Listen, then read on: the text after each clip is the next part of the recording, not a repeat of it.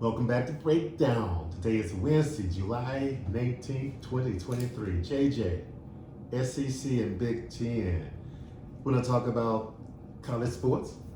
Yeah, let's mix it up and talk about college sports for the first time. College for the first time? Okay, we'll talk college sports. Okay, but we're going to start off with the Big Ten. Yeah. JJ, football, Northwestern, their coach, Mr. Coach Fitzgerald. What's the deal? What's going on there?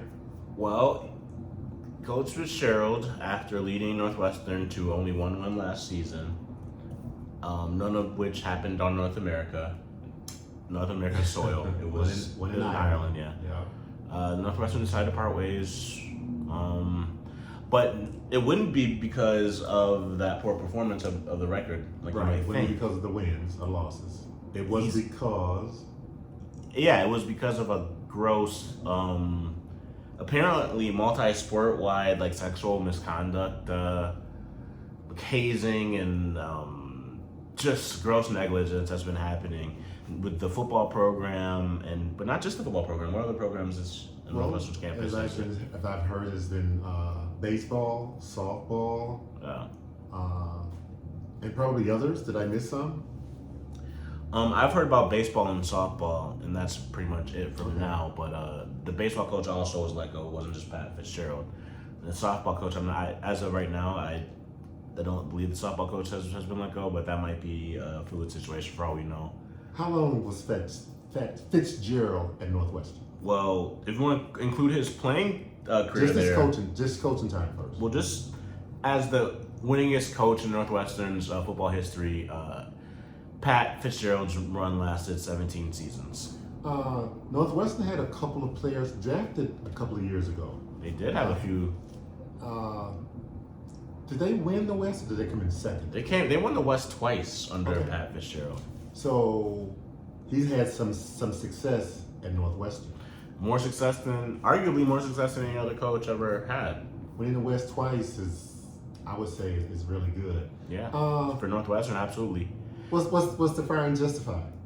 Yeah, I mean, some of the details I don't think we really want to get into, but if what he knew about allowed to happen and frankly encouraged, if those reports are true, then absolutely he deserved to be fired and he shouldn't work with, I mean, young men in the capacity of a college coach again. I don't think I don't know if that should extend to professional or not, but definitely as a leader, of young men, like a molder of minds, and like one of those people. No, he shouldn't. I would tend to agree with you that the firing was justifiable. But JJ, to be able to win the West twice is very impressive.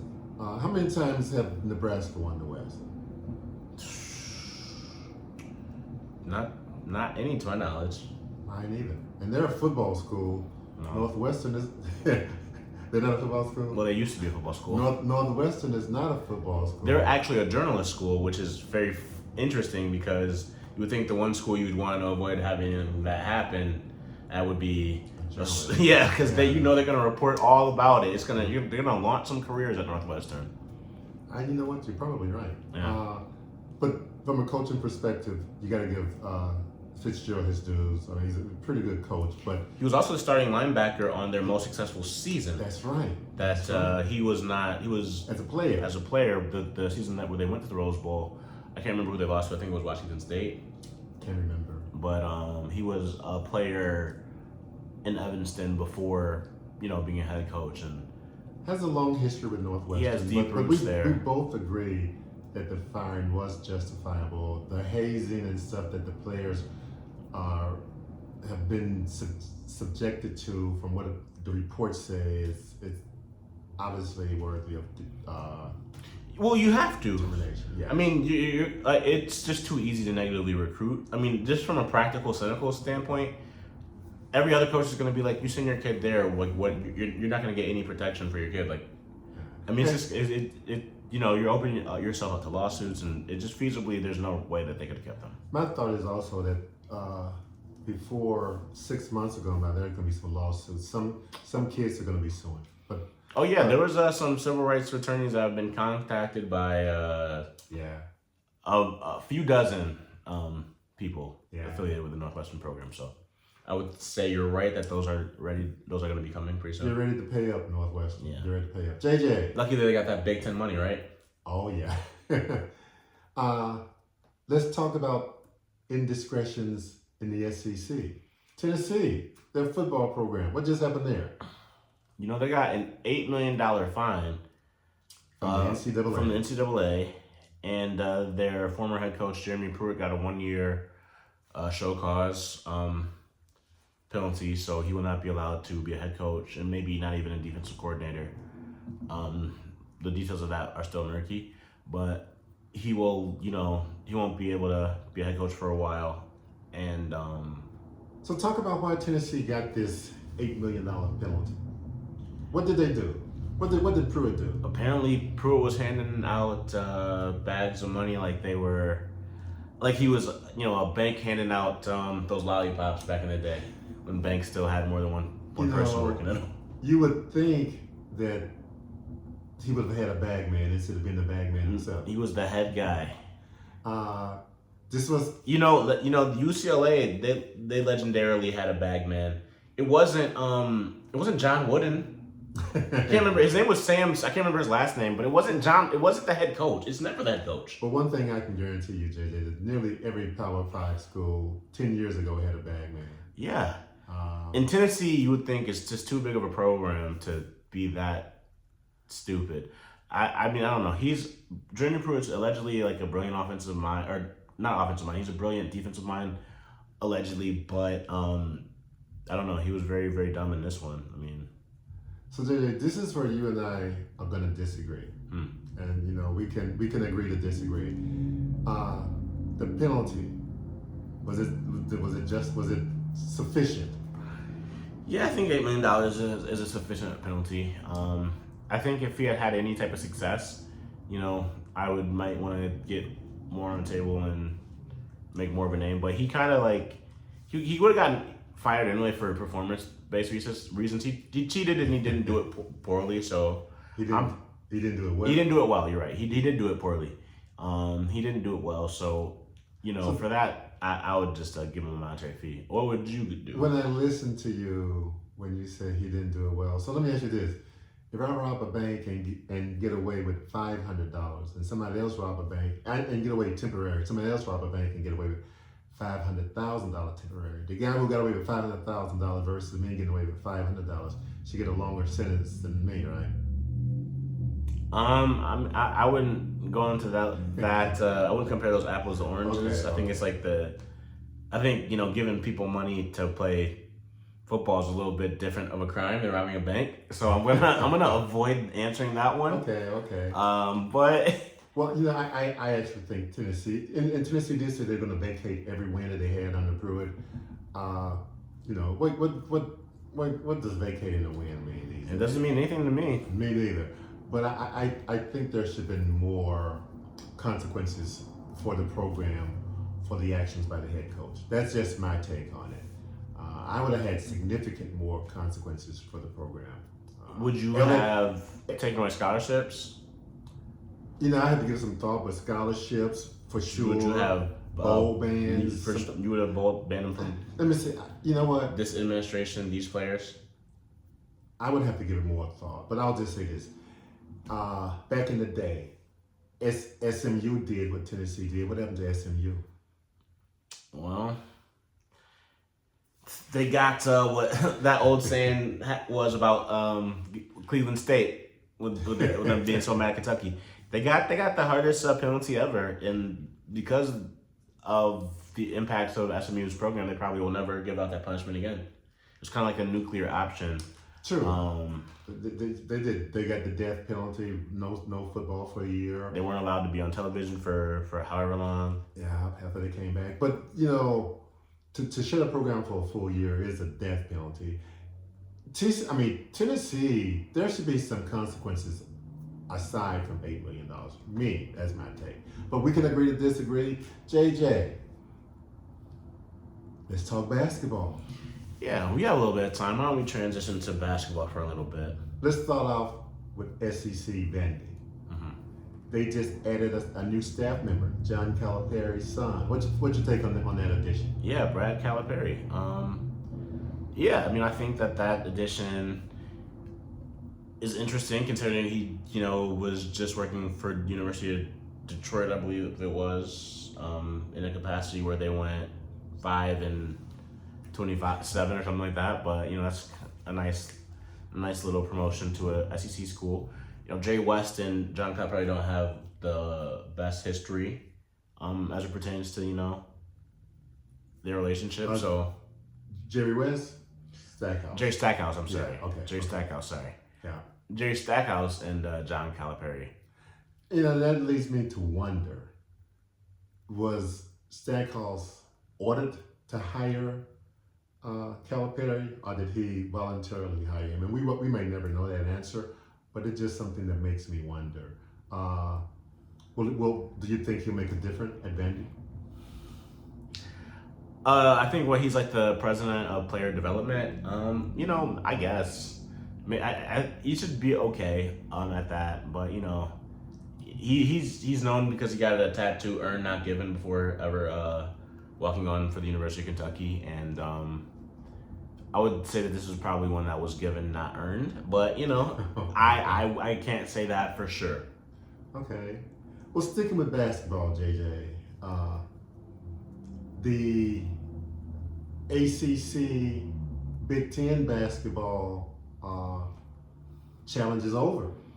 This year, starting in November, it's going to be the ACC SEC challenge. Yeah, as we all know, the Big Ten just signed a new media deal worth over $7 billion, and one of the noticeable things about it was ESPN is not broadcasting any other games anymore. Okay. Football, basketball. And we're going to get into this basketball thing, the ACC SEC challenge, a lot more in November when it actually happens. But just quickly, JJ, the most intriguing matchup you saw in the challenge. The schedule has come out. All the teams are participating except for Louisville. Yeah, and in the ACC, all of them except for Louisville are participating. I can't remember which teams are not in the SEC. SEC has all of them participating, I believe.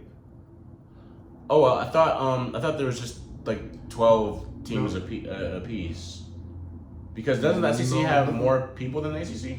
No, you forget Notre Dame is a part. Oh, I forget that Notre Dame is a part of the. They both have 12 in football. Yeah. 14 in football. Yeah, I forgot about. When it comes to basketball, Notre Dame makes it 15. Well, Louisville won all 4 games last year, so they will not be invited. All right.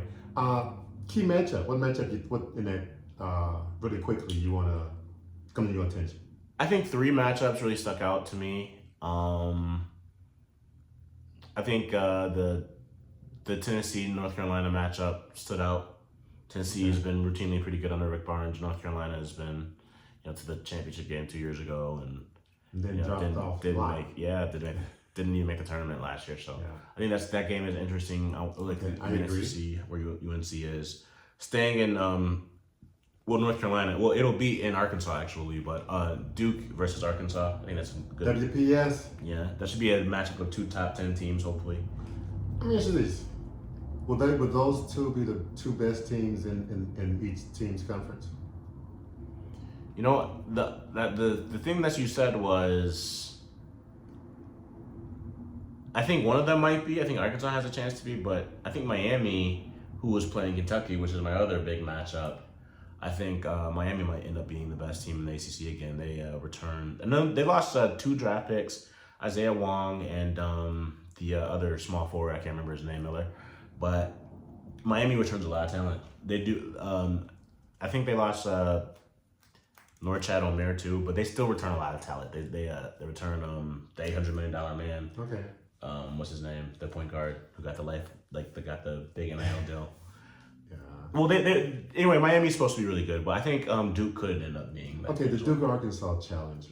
As I said, we'll get more into this in November, but I like that challenge. The last time they played each other, JJ, what happened? 1994 in Charlotte.